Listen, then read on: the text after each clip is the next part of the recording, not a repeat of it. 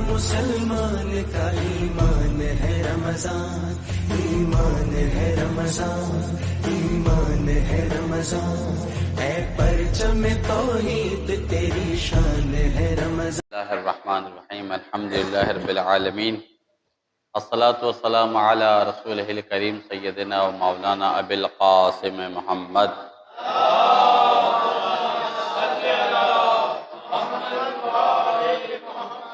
وعلی اہل بیتہ الطیبین الطاہرین المعصومین، لعنۃ اللہ علی اعدائہم اجمعین من یومنا الی قیام یوم الدین، اما بعد فقد قال اللہ تبارک و تعالی فی محکم کتابہ الحکیم والفرقان الحمید وقولہ الحق۔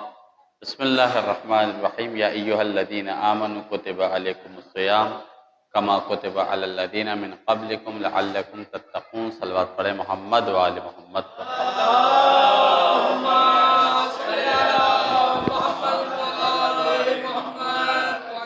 20 منٹ کا مختصر سا یا 25 منٹ کا مختصر سا یہ درس ہے۔ ابتدائی حصے میں روزے سے متعلق اور آخری حصے میں کیونکہ وفات حضرت فاطمہ بنت اسد کی شب لگ جائے گی، اس لیے وہ بھی گفتگو کی جائے گی۔ پروردگار عالم نے ارشاد فرمایا، یا ایھا الذین آمنوا، اے ایمان لانے والوں، کتب علیکم الصیام۔ قرآن جب بھی لفظ کتبہ استعمال کرتا ہے، اس سے مراد ہوتی ہے پروردگار عالم نے فرض کر دیے تمہارے پر، روزے تمہارے پر لکھ دیے گئے، کما کتب علی الذین من قبلکم لعلکم تتقون، جس طرح تم سے پہلے لوگوں پر بھی روزے فرض کیے گئے تھے۔ اب دیکھیں، یہ بہت بڑا ہمیں ایک چیلنج دیا گیا، ایک بہت بڑا ہمیں ہوم ورک دیا گیا کہ تم یہ مت سمجھنا کہ تم کوئی نئی قوم ہو جو تمہیں بھوکا رکھا جا رہا ہے۔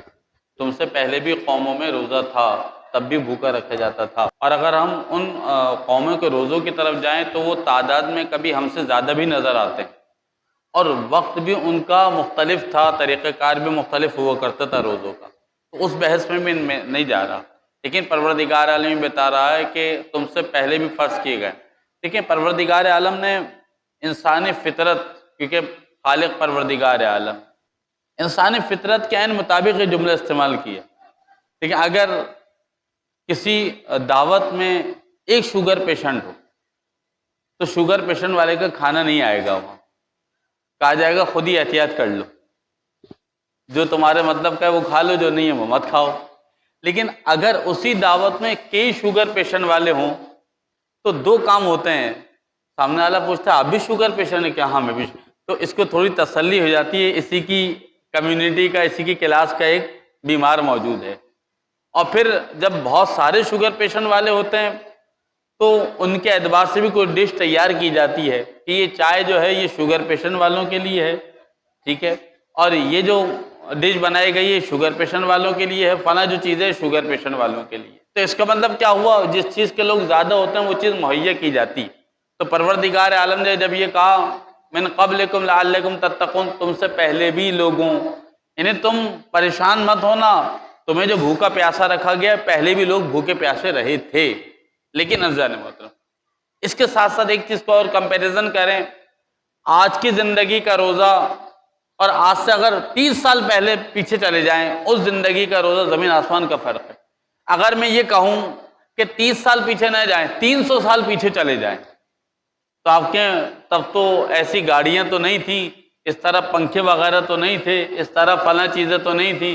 آپ اندازہ کیجئے، پیدل چلنا پڑتا تھا، گرمی اتنی ہوتی تھی اور ان چیزوں کی سہولت بھی میسر نہیں تھی، تو اس صورت میں روزہ رکھنے والوں کی حالت کیا ہوتی ہوگی؟ جب ہم پرانی قوموں کا پروردگار عالم نے کہا من قبلکم، تم سے پہلے بھی لوگوں پر روزے فرض کیے گئے تھے، تو وہ دور کو دیکھیں اور اپنے دور کو دیکھیں تو آپ کو اپنا روزہ آسان لگے گا کہ وہاں تو کچھ بھی نہیں تھا، یہاں تو بہت کچھ ہے۔ اچھا، اتنے پھل فروٹ کی اور بھی دیگر چیزوں کا دورہ نہیں تھا، اب تو جو چیز جی چاہے آپ ٹیلی فون پہ فوراً موبائل پہ منگوا لیں، بھائی یہ چاہیے اس وقت، یہ زمانے نے ترقی اتنی کر لی کہ بے موسم کا پھل بھی کچھ ملکوں میں دستیاب ہو جاتا ہے کہ آپ ٹیلی فون کر کے وہ پھل بھی منگوا لیتے ہیں۔ من قبلکم لعلکم تتقون، تم سے پہلے بھی فرض کیے گئے تھے، لیکن دیکھو کہ تم سے پہلے اگر روزے فرض کیے گئے تھے تو اس دور میں روزوں کی حالت کیا تھی؟ اس کے بعد جب پروردگار عالم کہہ رہے لعلکم تتقون، تاکہ تم متقی بن جاؤ، پروردگار عالم کو کیا پڑی ہے کہ ہم متقی بن جائیں؟ سوال یہ پیدا ہوتا ہے. لیکن سب سے پہلے پروردگار عالم ایک اسٹینڈرڈ دے رہا ہے. جو مالک ہوتا ہے وہ اپنے مملوک کا خیال کرتا ہے. اصل مالک ہی وہی ہے جو مملوک کا خیال کرے. مالک وہ نہیں ہوتا جو مملوک کا خیال ہی نہ کرے. حاکم وہ نہیں ہوتا جو اپنے ریاست میں لوگوں کا رعایا کا خیال نہ کرے. تو پروردگار عالم کیا کہہ رہا ہے؟ لعلکم تتقون، تاکہ تم متقی بن جاؤ. تقوی کا پروردگار عالم کو کیا فائدہ ہوگا؟ تقوی کا فائدہ اگر ہونا ہے وہ تو ہمیں ہونا ہے. لیکن پروردگار عالم نے جب یہ کہا لعلکم تتقون، تو پروردگار عالم نے اس وجہ سے بھی کہا کیونکہ قرآن میں ایک جملہ پروردگار عالم نے اتارا، انما یتقبل اللہ من المتقین. اگر میری بارگاہ میں کسی کا عمل قبول ہوگا تو وہ صرف متقیوں کا ہوگا. اس لیے تمہیں متقی بنا رہا ہوں تاکہ تم جو عمل کرو وہ قبولیت کی منزل تک تو پہنچے.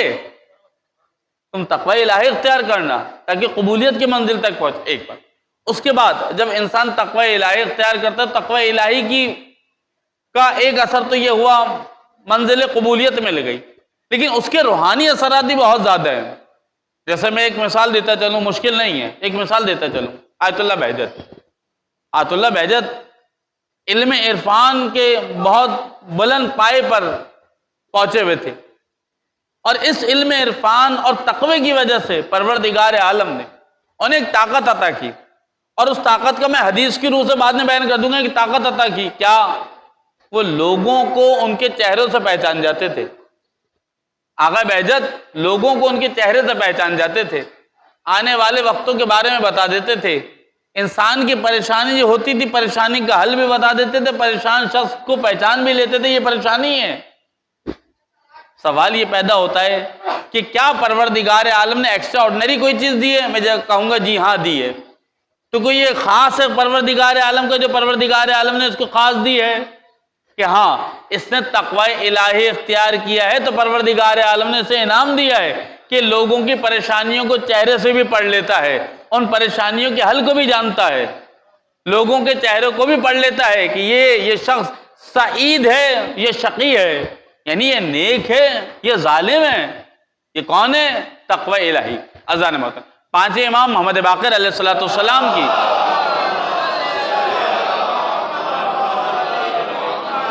ایک حدیث کا حوالہ دیتے ہو کہ امام فرماتے ہیں اگر تم تقوی الہی اختیار کرو گے. دیکھیں اب پروردگار عالم نے تقوی کا حکم جو دیا، سب سے پہلے تو یہ عمل تمہارا ہوگا قبول مجھے کرنے. اسٹینڈرڈ تقوی تھا، یتقبل اللہ من المتقین. یعنی کبھی کبھار ایسا ہوتا ہے، میں ایک مثال دے دوں چھوٹی سی، زیادہ بہتر ہوگا. ہم گاڑیاں پارک کرتے ہیں اور زیادہ 90% وہ پارک کرنے والے جب پرچی دیتے ہیں آپ کو بتائیں گے نہیں کہ اس پرچی کو سنبھال کے رکھنا، نکلتے وقت ایک پرچی ہوگی تو گاڑی جانے دوں گا ورنہ دوبارہ لوں گا پیسے. ایسا ہی ہے، ایسا ہی ہے.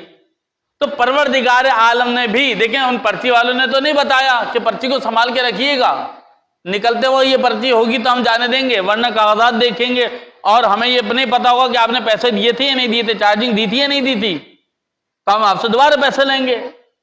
تو پروردگار عالم اگر حشر کے میدان میں یہ کہتا انما یتقبل اللہ من المتقین، تو بندگان خدا کیا کہتے پروردگار یہ ہمیں دنیا میں ہی بتا دیتا کہ تقوی والوں کے عمل قبول ہوں گے تاکہ ہم تقوی اختیار کر لیتے. اسی لیے دنیا میں بتا دیا کہ دیکھو عمل تو کر رہے ہو لیکن یہ عمل انہی کا قبول ہوگا جو تقوی الہی اختیار کریں گے.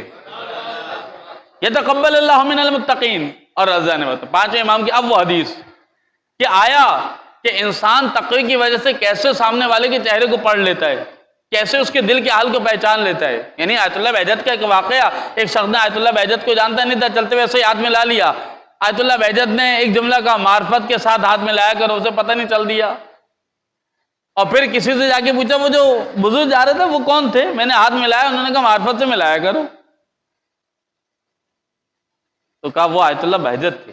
آیت اللہ بہجت وہ تھے کہ واقعی میں نے تو جب ہاتھ ملایا مجھے تو پتہ ہی کہ نہیں تھا، میں تو یوں ہاتھ بڑھا دیا، انہوں نے ملا بھی لیا ہاتھ، لیکن انہوں نے ایک جملہ کہا معرفت کے ساتھ ملایا کرو ہاتھ. تو یہ کہاں سے آیت اللہ بہجت کے دل میں بات آ گئی؟ یہ کہاں سے ذہن میں بات آ گئی؟ اذن. پھر پانچویں امام کی وہ حدیث جب تم تقوی اختیار کرو گے تو تقوی اختیار کرنے کا سب سے بڑا انعام یہ دوں گا کہ جب تم دیکھو گے تو تم نہیں دیکھو گے تمہیں خدا دکھائے گا. یعنی پھر خدا دکھائے گا، یعنی آنکھ تمہاری ہوگی فیصلے تم کر رہے ہوگے، دیکھ خدا رہا ہوگا اس سے، ہاتھ تمہارے ہوگے، کام تم کر رہے ہوگے لیکن خدا کر رہا ہوگا، کان تمہارے ہوں گے، سن تم رہے ہوگے لیکن سنا خدا رہا ہوگا تمہیں، زبان تمہاری ہوگی، بول تم رہے ہوگے لیکن الفاظ خدا ادا کروا رہا ہوگا۔